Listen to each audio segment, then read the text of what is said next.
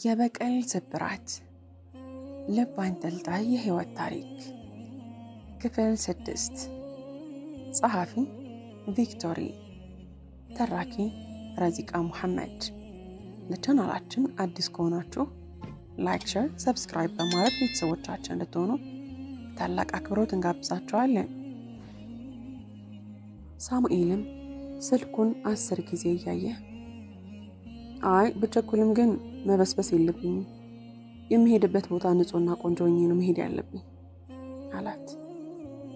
ገባኝ አለች። በመሃላቸው ዝምታ ሰፈነ። ስምረትም ቀስ ብላ ወደ ሳሙኤል ስትመለከት ወዲያ ወዲህ ያለ የዝናቡን መቆም ይጠብቅ ነበር። ስልኩንም ሲመለከት ባትሪ ዘጋበት።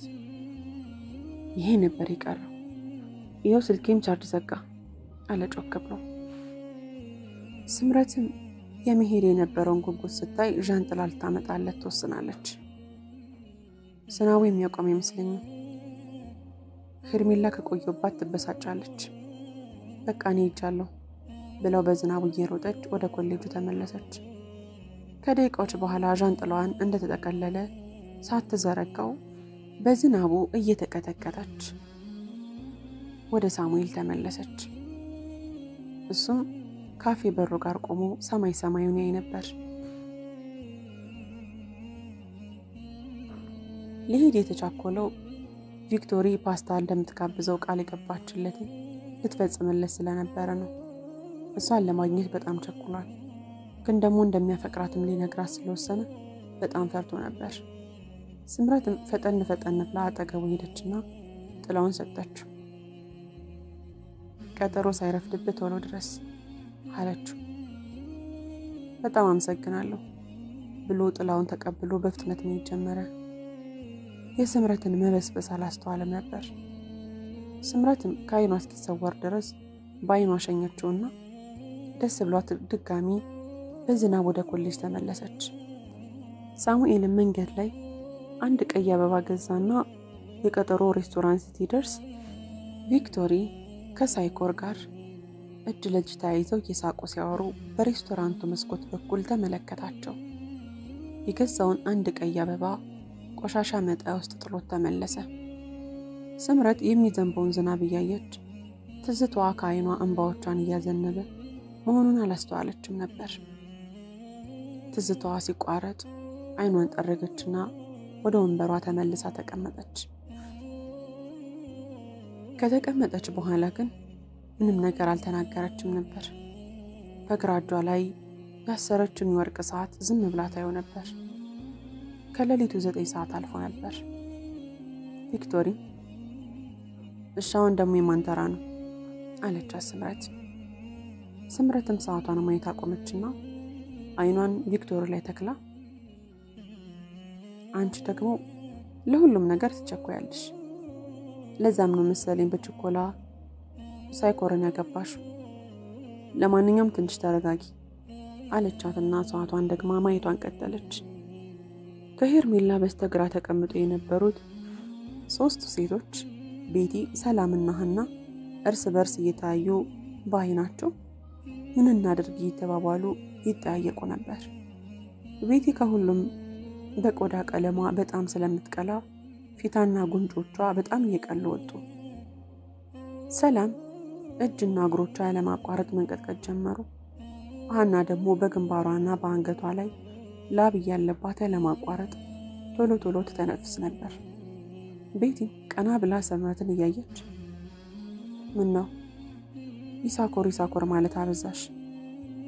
የምትወዱ ሳሚን አልነበር አለቻት ድክም ባለው ድምጿ። ስምረትም ድጋሚ ሰዓቷን ማየት አቆመችና ዓይኗን ወደ ቤቲ ዓይኖች ተከለች። ወይኔ ጉዴ ቤቲ ምን ሆነሽ ነው? ፊትሽ እኮ ደም መሰለው፣ አመመሽ እንዴ አለቻት ባሽሞር ያሰበችላት እያስመሰለች። ሁሉም ጓደኞቿ የቤቲን ፊት ለማየት ወደ ቤቲ ይዞራሉ። የቤቲ ፊት ከመቅላቱ ብዛት ወደ ደምነት የተለወጠ ነበር። ስምረት ዓይኗን በሰላም ጣለችና ሰላም አንቺስ ምን ሆነሽ ነው የምትንቀጠቀጪው አለቻውንም ባሽሙር። ሁሉም ወደ ሰላም ዞራሉ። እጆቿና እግሮቿ ከመንቀጥቀጥ አልፈው ይወዛወዙ ነበር። ስምረት ቀጠለችና አይኗን ወደ ሀና ወርውራ ሀና አንቺስ ምን ሆነሽ ነው? ለምንድን ነው ውሃ የሆንሽው? ሲመስለኝ አሁን ሰዓታችሁ ነው አለች ድጋሚ ባሽሙር። አሁንም ወደ ሀና ዞር አሉ። ላበላብ ሆና ትንፋሿን ላለማሰማት ትሞክር ነበር። ቪክቶሪ ምንድን ያደረግሻቸው ብላ ስምረትን ጠይቀቻት። ተይ እንጂ ቪክቶሪ፣ እኔ ምን ላደርጋቸው እችላለሁ? እዚሁ አንቺ ጋር አልነበርኩ እንዴ አለች ስምረት አሁንም የተቆረቆረች ለመምሰል እየሞከረች። አንቺ የሆነ ነገር ካላደረግሻቸው ማን ሊጎዳቸው ይችላል አለች ቪክቶሪ በስጨት ብላ። ስምረትም እነሱ ራሳቸውን በራሳቸውን የጎዱት፣ ሶስቱም ከባድ የሆነ የአደንዛዥ እጽ ተጠቃሚዎች ናቸው። አልተሳሳትኩም አይደል ብላ ወደ ቤቲ ሰላምና ሀና ፊቷን አዞረች። ሶስቱም ምንም ነገር አላሉም ነበር። ስምረትም እኔ አልጎዳቸውም፣ እነሱ ግን እኔንም ራሳቸውንም ጎድተዋል። በእርግጥ ስለነሱ መጎዳትን አያገባኝም ነበር። እኔ ጋር ሳይደርሱ ራሳቸውን በእጽ ቢጎዱ ዛሬ በዚህ ሰዓትና ቦታ ባልተገኙ ነበር፣ ግን ተገኝተዋል አለች። ሀናም ቶሎ ቶሎ እየተነፈሰች አንዴ ልትፈችን ትችያለሽ? አሁኑኑ የግድ እጽ መውሰድ አለብን አለች ስምረት። ስምረትም እኔ እንደናንተ አይደለም እፈታቸዋለሁ፣ ግን የምፈታችሁ ኮሌጅ ያለን ያደረጋችሁኝን ነገር ለቀሩት ጓደኞቻችሁ በራሳችሁ አፍ ከተናገራችሁ ነው አለቻቸው። ሰላምም ጮክ ብላ ልንሞት እኮ ነው፣ የግድ እጹ ያስፈልገናል፣ ያለዚያ ምንም ነገር መናገር አንችልም አለች በንዴት እየተወራጨች። ስምረትም እኔም እኮ እንድትሞቱ ነው የምፈልገው፣ ግን ከተናገራችሁ እኔ ወራሴ እጹን በእጅ እሰጣችኋለሁ፣ ቃሌ ነው አለች። ቤቲ ኮሌጅ ውስጥ የሚያወሩብሽን ውሸት ወሬዎች የምንፈጥረው እኛ ነበርን። እርጉዝ ናት፣ ከብዙ ወንዶች ጋር ለገንዘብ ብላ ታድራለች፣ ትሰርቃለች እያለን እናወራብሽ ነበር አለች። ድምጿና አይኗ መድከም ላይ ነበሩ። ስምረትም ጎበዝ ልጅ፣ እሺ ሰላም አንቺስ የምትይው ነገር የለም ብላ ሰላምን መመልከት ጀመረች። ሰላምን መንቀጥቀጧን ሳታቆም ከአንዴም ሁለቴ የምንጠቀመው ንጽ ያለ ፍቃድሽ በመርፌ ወግተንሻል አለቻት እየተንቀጠቀጠች። ስምረትም የአሽሙሯን ፈገግ እያለች ይገርማል፣ የወጋ ቢረሳ የተወጋ ይረሳም የሚባለው አባባል ውሸት ነው ማለት ነው። አሁን ላይ የወጋም የተወጋም ምንም ነገር አረሳ። እሺ ሀና ወደ አንቺ ልምጣ አለች ሀናን እያየች። ሀና ስለ ወላጆችሽ መጥፎ ነገር እናወራ ነበር። እናትሽ ሴተኛ ዳራይ መሆኗን፣ አባትሽ ደግሞ ነፍሰ ገዳይ መሆኑን እናወራ ነበር። አሁን ፍቺን አለች ላቧ ልብሷን እያጠጣው። ስምረትም ገና እኮ አልጨረስኩም፣ እናንተ እንጂ ገና እኔ አላወራውም። ታዲያ ስታስወሩብኝ የነበረው ነገር በሙሉ እውነት ነበሩ? የእውነት ለገንዘብ ስል ገላይን ሽጬ ነበር? እሰርቅስ ነበር? የእውነት እናቴ ሴተኛ ዳሪ አባቴ ደግሞ ነፍሰ ገዳይ ነበር? መልሱልኝ ነበር ብላጫች። ሶስቱ ግን ቃል ሳይተነፍሱ አንገታቸውን በመነቅነቅ እውነት አልነበረም አሉ። ስምረትም አዎ አልነበርንም፣ ግን እኔና ወላጆቼ እናንተ እንዳላችሁን ካልነበረ እናንተ እንዳላችሁት ያደረገው ማን ነበር ብላ ጠይቀቻቸው። የሶስቱም መልስ አንገት መድፋትና ዝምታ ነበር። ስምረትም ደግሞ እናንተ ነበራችሁ ለገንዘብ ሲሉ ገላችሁን ይሸጣችሁት፣ እናንተ ነበራችሁ። ሶስታችሁም ልክ እንደኔ ደሃ ነበራችሁ። ወላጆቻችሁ እንደኔ ወላጆች ደሃ ነበሩ አይደል? እናንተ ከነዚህ ጓደኞቻችሁ እኩል ለመሆን ብላችሁ እዛ የተረገመ ኮሌጅ ለመግባት ብላችሁ ገላችሁን ለሀብታም ይሸጣችሁ በመታገኙት ቆሻሻ ገንዘብ ከነዚህ ጓደኞቻችሁ እኩል ለመሆን ትጥሩ ነበር። የእውነት ስለናንተ ድህነት ሳውቅ እኔ ለመረዳት ትንሽ ትሞክራላችሁ ብዬ አስቤ ነበር፣ ግን እናንተ የባሳችሁ ናችሁ። የውሸታም መጨረሻ ነበራችሁ። ስለ ወላጆቼ እንደዛ ስታወሩ ስሰማ ካገኙት ድንጋይ ጭንቅላታችሁን ጨፍልቄ ልገላችሁ እመኝ ነበር። ለካ የምትጠቀሙት ዕፅ አስቀድሞ ገላችኋል አለቻቸው በጣም በቁጣ። ሳሙኤል ሲፈልግባት የነበረውን ደካማ ጎን በስተመጨረሻ ወላጆቿ መሆናቸውን አወቀ። ሀና የምትፈልጊውን አድርገናል፣ አሁን ደግሞ አንቺ ቃልሽን ፈጽሚ አለቻት። ስምረትም ከቁጣዋ ጋር አትጠራጠሪ፣ ቃሌን እፈጽማለሁ፣ ያለዚያማ እናንተን መጋፈጥ አልችልም ብላ ከተቀመጠችበት ተነሳችና ግድግዳው ጋር ተጠግቶ ወደ ተቀመጠው ጠረጴዛ መራች። ጠረጴዛው ላይ የተቀመጠውን ውድ የሴት ቦርሳ አነሳችና ከፍታ 3 የሆስፒታል መርፌዎች አወጣች። መርፌዎቹ ውስጣቸው ቢጫ ፈሳሽ ነገር ይዘው ነበር። መርፌዎቹን ይዛ ወደ ቤቲ ሰላምና ሀና ሄደች። እነሱም መርፌዎቹን እንዳዩ ለመቀበል የታሰሩትን 2 እጆቻቸውን ለስምረት ዘረጉላት። ስምረትም ከቤቲ ጀምራ ለሰላም ከዛ ለሀና አንዳንድ መርፌዎችን መዳፎቻቸው ውስጥ አስገባችላቸው። የታሰሩት እጆቻችሁ ደም ስራችሁን አውጥተውላችኋል።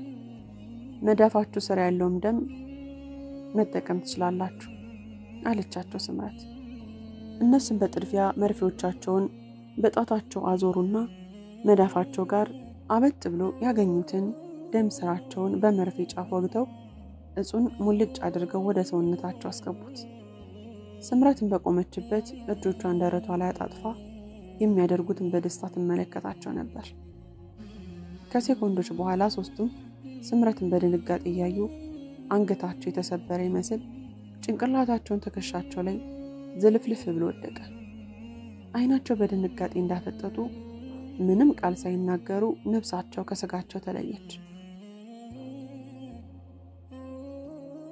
ሶስቱም መሞታቸውን ስታይ ወደ ወንበሯ ተመልሳ በብዙ ፈገግታዎች ተቀመጠች። ጓደኞቻቸውም ከእነሱ እንቅስቃሴና ድምጽ እየጠበቁ ነበር። ግን ምንም ነገር አለመኖሩን አዩና መሞታቸውን ተረዱ። ቪክቶሪ ገደልሻቸው?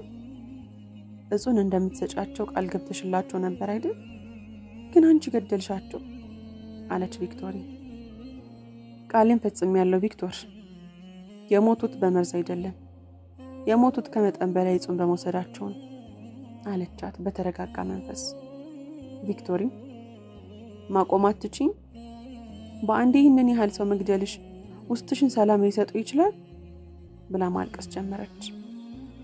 ስምረትም ማቆም አልሽ ቪክቶሪ? ለ7 ዓመታት አስጠብቆ የነበረውን ቀን በአንዴ የምትው ይመስልሻል? አልችልም። እናንተን ካልተበቀልኩኝ መቼም ሰላማዊ ህይወት አይኖርኝም። እኔ እንኳን ብተዋችሁ እናንተ ሌላ ሰውንና ቤተሰቡን መበጥበጣችሁ አይቀርም። ከኔ ቀጥሎ ሌላ ሰው በእናንተ ምክንያት እንዲጎዳ አልፈልግም። እንዳቆም ትነግሪኛለሽ ቪክቶሪ? አሁን ደግሞ ከሁሉም በላይ በጣም የሚያጓጓ ሰዓት ላይ ነን። አሁን የቀረነው የድራማው ዋና ተጫዋቾች ብቻ ነን አለቻት ያንን አስማተኛ ፈገግታ ያሳየች። አንድ ቀን አመሻሹ ላይ ተማሪዎች የሚማሩበት ክፍል ውስጥ ቤቲ ሰላምና ሀና ስምረትን አስገድደው አደንዛዥ ዕፅ ከወጓት በኋላ መሬቱ ላይ ጥሏት ሄዱ። ቪክቶሪም ስምረትን ሲያስቸግሯት ስላየች ከጎዳት ማንም ሳያውቅ ቶሎ ትደርስላት አስባ ተደብቃ ታያቸው ነበር። ስምረትን ጥሏት ከሄዱ በኋላ ቪክቶሪ ወደ ክፍላቸው ገባችና ወደ ስምረት ሄደች። ስምረትም ቀዝቃዛ መሬቱ ላይ ራሷን ስታወድቃ ነበር። ቪክቶሪ ስምረት ተነሽ፣ ደህና ነሽ? እባክሽ ተነሽ ብላ ልትቀሰቅሳት ሞከረች። ስምረት ግን ከነበረባት መምከር ተደምሮ እጹ ራሷን እንድትስት አድርጓት ነበር። ቪክቶሪም የስምረትን ራስ ቀና አድርጋ ጉልበቷ ላይ አስተኛቻት። ከቦርሳዋ ስልኳን አውጥታ ለሳሙኤል ደወለችለት። ሳሙኤልም ስለ ስሜቱ ለቪክቶሪ ባለመናገሩና ከጓደኛው ይስኮር ጋር ፍቅር እንደጀመሩ ማሰቡ ድብርት ውስጥ ከቶት ነበር። ስልኩ ሲጠራ ማን እንደደወለለት እንኳን ሳያይ ነበር ያነሳው። አቤት አለ ሳሙኤል በደከማ አነጋገር። ሳሚ እባክህ እርዳኝ አለችው ቪክቶሪ ሰላም እንኳን ሳትለው።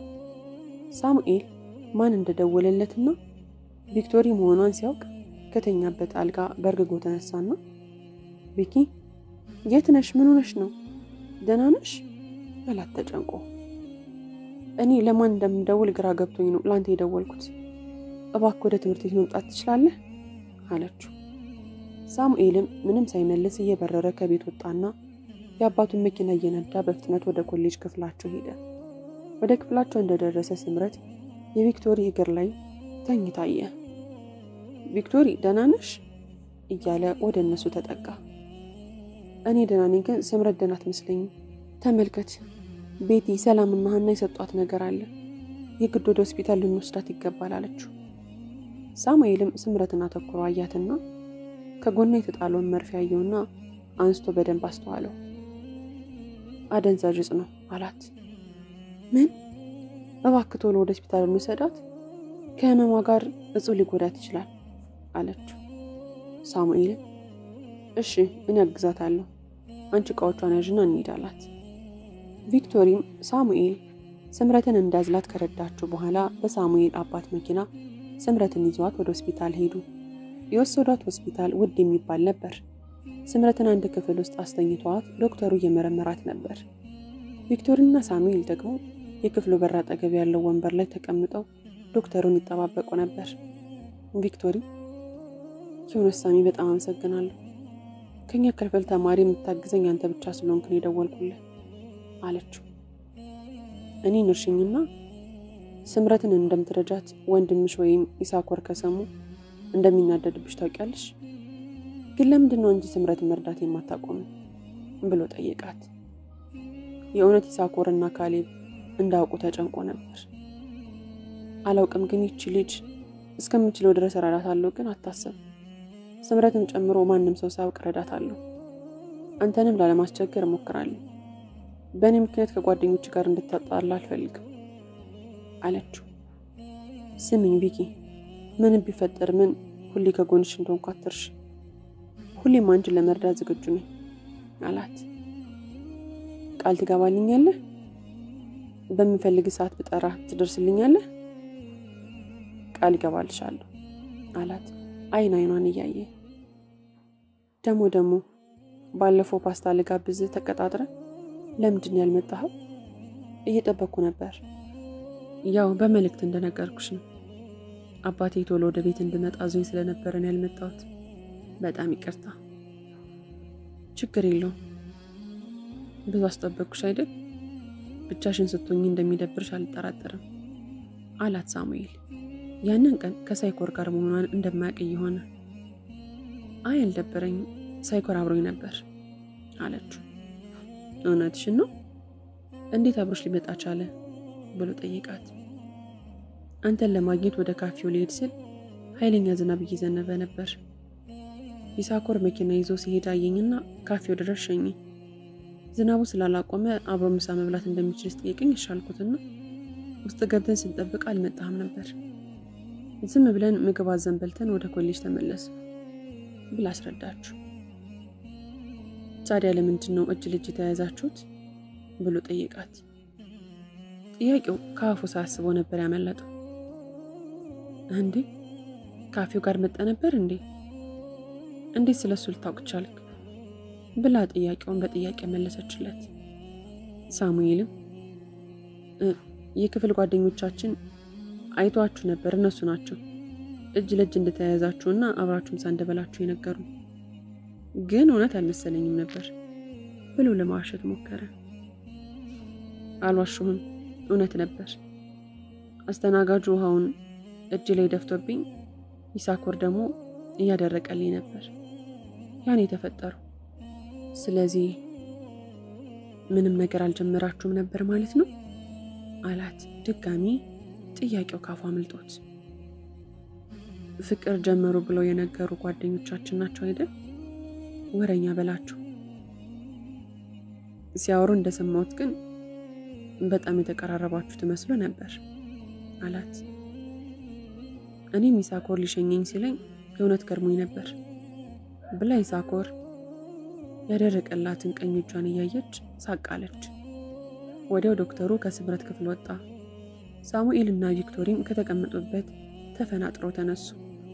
ሳሙኤልም ዶክተር አሁን እንዴት ናት ብሎ ጠየቀው። ዶክተሩ ደህና ናት፣ በቅርቡ ትነቃለች ብሏቸው ሄደ። ቪክቶሪ ተመስገን አምላኬ አለች። አሁን ደህና ነች፣ መጨነቅ አይጠበቅብሽም አላት ሳሙኤል። አሁን ከመንቃቷ በፊት እዚህ እንሂድ፣ እኛም ማየት የለባትም አለች ቪክቶሪ። እሺ እኔ ቤት ድረስ እሸኝሻለሁ አላት ሳሙኤል። እሺ አንተ መኪና ውስጥ ጠብቀኝ፣ እኔ ሆስፒታሉን ክፍያ ከፍዬ እመጣለሁ አለችው። አይ ቢኪ አታስቢ፣ መክፈል አይጠበቅብሽም፣ ይሄ አባቴ ሆስፒታል ነው፣ እኔ አናግራቸዋለሁ አላት። አይ ሳሚ ማንንም አታናገር፣ ብዙ ረድተኸኛል፣ የግድ መክፈል ይኖርብኛል አለችው። ይኸውልሽ ቢኪ ከከፈልሽ ሙሉ ምርመራ እናድርግ ይላሉ። ያ ማለት ደግሞ ስለ እጹ ይታወቅባታል። እጽ ደግሞ እንደተጠቀመች ቢያውቁ በቀጥታ ስምረትን አስሯታል። ስለዚህ እኔ ራሴ አናግራቸዋለሁ አላት። እንዳትከፍል ብሎ ያመጣው የውሸት ሐሳብ ነበር። በእውነት ሳሚ ምን እንደምልህ አላውቅም፣ በጣም አመሰግናለሁ አለችው። እኔ ምስጋና አልፈልግም፣ ፓስታ እንድትጋብዥኝ የምፈልገው አላት። ቃል ገብቻለሁ አይደል? ስለዚህ የሆነ ቀን እጋብዛለሁ አለችው። አሁን እንሂድ አላትና ከሆስፒታል ወጣው ሄዱ። ክፍል 7 ይቀጥላል። ታሪኩን ከወደዳችሁ